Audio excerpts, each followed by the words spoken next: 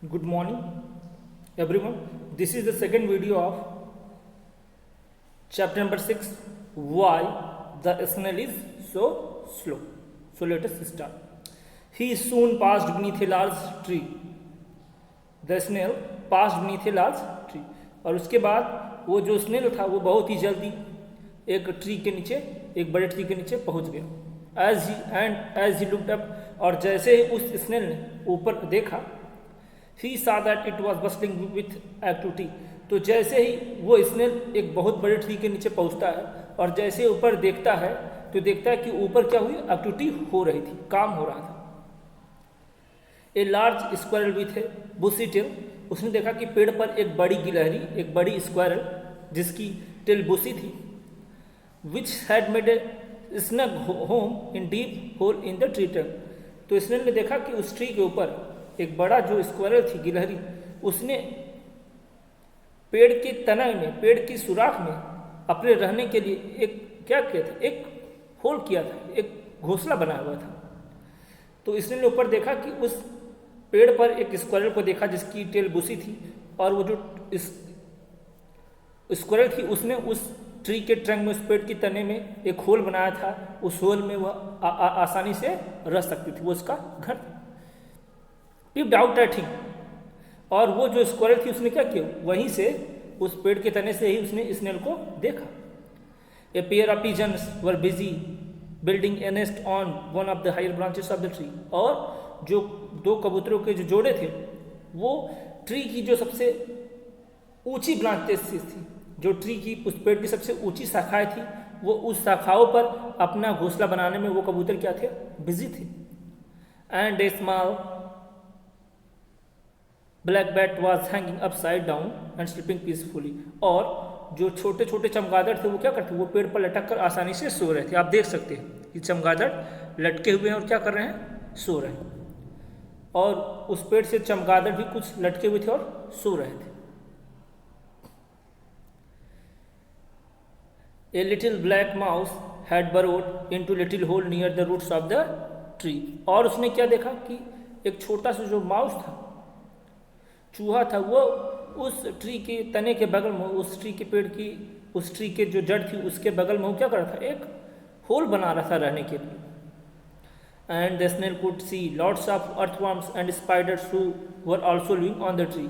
और इसके अलावा स्नेल ने देखा कि बहुत सारे अर्थवर्म जो कीड़े थे और जो स्पाइडर थे वो भी उस पेड़ की तरफ रह रहे थे, उस पेड़ की तरफ आ रहे थे. It was lovely place to live, quite peaceful and shady. तो कह रहा है राइटर कि वो बहुत ही सुंदर प्लेस था रहने के लिए, बिल्कुल ही वो जगह शांतिदायक थी, छायादार जगह थी. मतलब वो प्लेस रहने के लिए बहुत ही लवली प्लेस था, बहुत ही सुंदर जगह थी, वहाँ पे शांति भी थी और छाया भी थी. But the snail shook his head and decided that it was not the home for him. लेकिन फिर इसने डिसाइड किया कि नहीं, उससे अपना सर हिलाया कि यह जगह मेरे लिए रहने के लिए ठीक नहीं. यद्यप वो जगह बहुत ही अच्छी थी पेड़ वाली, लेकिन फिर इसने डिसाइड किया, क्योंकि इसने तो स्वार्थी था, घमंडी था, उसने कहा कि नहीं, सिर हिलाते हैं, ये जगह मेरे लिए रहने लायक नहीं है. Too many others are living there too, he murmured. इसने अपने मन में ही बुदबुदाया, अपने मन में ही कहा, यहाँ पे तो बहुत सारे जानवर रह रहे हैं, इसलिए ये जगह मेरे रहने लायक नहीं है, क्योंकि यहाँ पे बहुत सारे जानवर रह रहे हैं. I don't want that. और उसने कहा कि मैं ऐसी जगह पे नहीं रहूँगा जहाँ पे बहुत सारे जानवर रहते हो. I want a place all to myself. मैं ऐसी जगह पे रहना चाहता हूँ जहाँ पे मैं अकेला हूँ.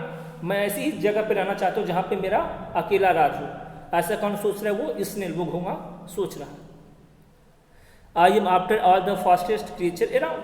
वो जिसने उसको अपने आप पे प्राउड है कि मैं आखिर सबसे तेज दौड़ने वाला क्रिएचर हूँ, सबसे फास्टेस्ट क्रिएचर हूँ. तो मैं ऐसी जगह पे रहूँगा जहाँ पे मैं अकेले रहूँ, जहाँ पे मेरा ही राज चले.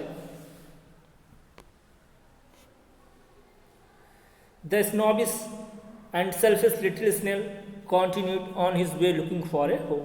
अब वो जो स्नॉबिश और सेल्फिश, मतलब वो जो घमंडी और जो स्वार्थी स्नेल है, वह चलता जा रहा है, मतलब वो अपने घर की तलाश में, वह अपनी जर्नी को कंटिन्यू किए जा रहा है, मतलब वो अपने घर की तलाश में फिर वह आगे बढ़ गया, क्योंकि वह जगह भी उसको पसंद नहीं आई. He came across a large anthill. और वो फिर वो जाकर एक बड़े एंथिल पर पहुंचा. Teeming with hundreds of little red ends. तो देखा कि उस एंथिल पे 100 छोटे छोटे लाल चींटियाँ वहाँ पे क्या थी, चींटियाँ वहाँ पे रह रही थी। तो उसने अपनी यात्रा को आगे बढ़ा, आगे जाकर वह एक बड़े एंथल पे पहुंचा और वहाँ पे देखा कि वहाँ पे 100 छोटी छोटी जो रेड एंट्स है वो वहाँ पे रह रही हैं। They were all too busy to notice him. वो जो रेड एंट्स थी वो अपने काम में इतना बिजी थी कि किसी ने भी उस स्नेल की तरफ ध्यान नहीं दिया। And he decide that this exclusive colony was obviously no place for him. तो इसने डिसाइड किया कि यह जगह भी उसके लिए रहने लायक नहीं है, क्योंकि दिस एक्सक्लूसिव कॉलोनी मतलब वहाँ पे केवल रेड एंट ही रह रही थी। तो इसने सोचा कि यहाँ पे केवल रेड एंट ही रहती हैं, वो भी इतनी सारी, तो ये भी जगह मेरे लिए रहने लायक नहीं है। तो वहाँ से आगे चला गया।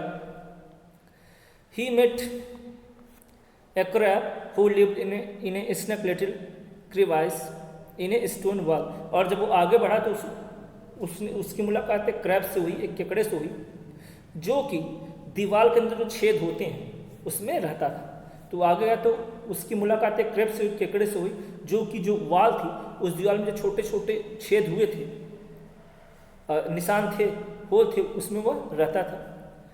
And the crab pointed out helpfully that the wall had plenty more of सच।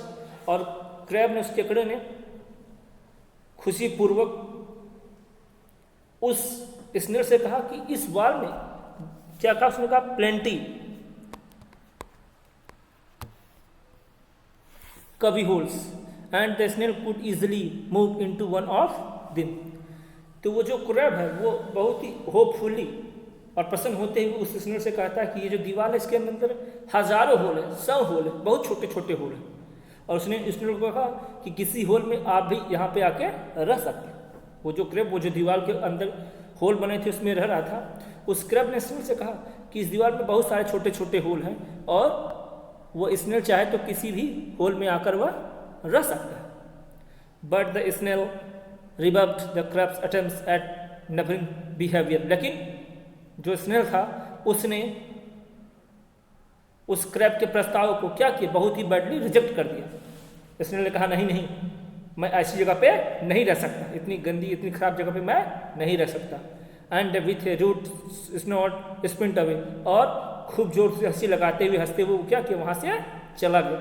क्योंकि वो स्नेल क्या था, घमंडी था। उस क्रैब ने उसको कहा कि भाई इस दीवार में बहुत सारे छोटे छोटे होल हैं, उसमें आप रह सकते हो कभी होल्स में। लेकिन स्नेल तो प्राउड ही था, वो तो अकेले रहना चाहता था, वो अपने आप को सुपीरियर समझता था कि मैं सबसे अलग रहूँगा। तो उसने क्या किया, उसके प्रस्ताव को रिजेक्ट कर दिया, उसका उपहास उड़ाते हुए वहाँ से चला गया। एज ही वॉज रनिंग, और जैसे स्नेल जा रहा था आगे घर ढूंढने के लिए, without looking where he was going, और वो स्नेल देख नहीं रहा था कि वो कहाँ जा रहा था। He bang into round hard object, और वो आगे जाकर एक बहुत ही हॉल्ड ऑब्जेक्ट से क्या हुआ, टकरा गया। वो स्नेल वह कॉन्टिन्यूस चला जा रहा है और वो आगे बढ़ते हुए जा रहा था कि अचानक एक बहुत ही हार्ड कठोर ऑब्जेक्ट से वह स्नेल क्या करता है, टकरा जाता है। ही रब्ड हिज हेड, उसने क्या किया, अपने सिर को मला। And looked at the object very carefully. तो उस स्नेल ने क्या किया, अपने पहले हेड को रबा, क्योंकि उसको चोट लगे टकरा गया, और फिर उसने उस ऑब्जेक्ट को बहुत ही ध्यानपूर्वक देखा।